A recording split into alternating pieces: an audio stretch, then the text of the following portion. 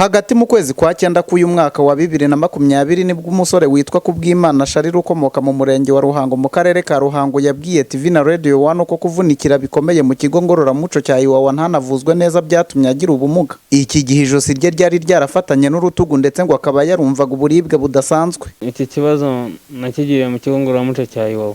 Kugerayo bari bamfatiye ibyangombwa. Iwawa nyine nagezeyo mbaye mu buryo bisanzwe, nkajya nemera gukubitwa nyine nk'abandi banyeshuri bandi. Nyuma bigeze mu kwa 11 nibwo bahabayeho kudukubita twese turundanyije hamwe, nibwo nahungiyemo hagati, kubera gutinya inkoni. Nibwo bamwe muri bagenzi banjye bankandagiye, ngize iki kibazo banjyana kwa muganga, nibwo banteye serumu imwe bareba ngiye gupfa.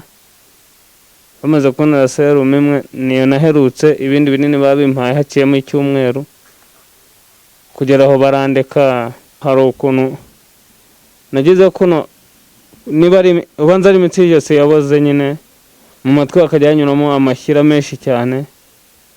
Nibwo bampaye ibitaro i Rubavu bimaramo ibyumweru 3. Ati rero ati ntuzagira ngo nikindi turimo turokora, ati twe turimo turarwanya yuko iki ayo mashyira yakama, ati nakama tuzagusezerera. Banzanye i Kanombe, nibwo nanyuze muri CT scan. Ibisubizo by'i Kanombe muri CT scan byagaragaje ko ikibazo ari igufwa ryo kwijosi ryacomokoto ryagiye ku ruhande. Nibwo bampaye transfer ya Faisal.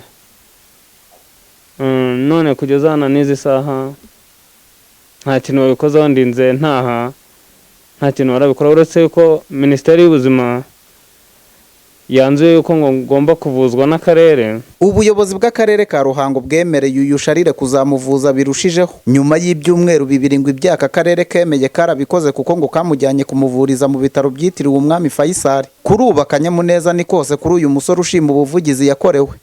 Nyuma nk'uko nababwiraga ngo akarere kemeye kuba kamvuza, karamvuje nk'uko kabyemeye, navuga ko kagerageje mu byo kemeye. Nyine ukuntu niyumva ntago ari nka mbere, kuko mbere bwo nari narihebye niko nabivuga, ariko ubu nangiye kugarura umutima. Ndashima TV1 yabashije kunkorera ubuvugizi, ubwo ubuvugizi yankorera bwabashije kuba bwatungana. Nubwo Kubwimana Charles yavujwe ngo azakomeza kugira ubumuga kuko ntashobora gukebukira mu ruhande rw'ibumoso, aha ni hahera asaba ubufasha. Ikintu nakongeraho, nashimira akarere ka Ruhango, uko akarere ka Ruhango karamvujije na n'ubu kandi karacyamvuza. Nkaba nanagasaba ese mu bumuga bwanjye bazamfasha iki, kuko niba nari umukanishi nkaba najya munsi y'imodoka, ntabwo nasubira munsi y'imodoka nadahindukiza umusaya. Bankize tije ahangaye inyuma mw'ijose, ntabwo ubu mpindukira ku mpande cyangwa mu mpande, ntabwo bishoboka. Calixte Ndagijimana, TV1 mu murenge wa Ruhango mu karere ka Ruhango.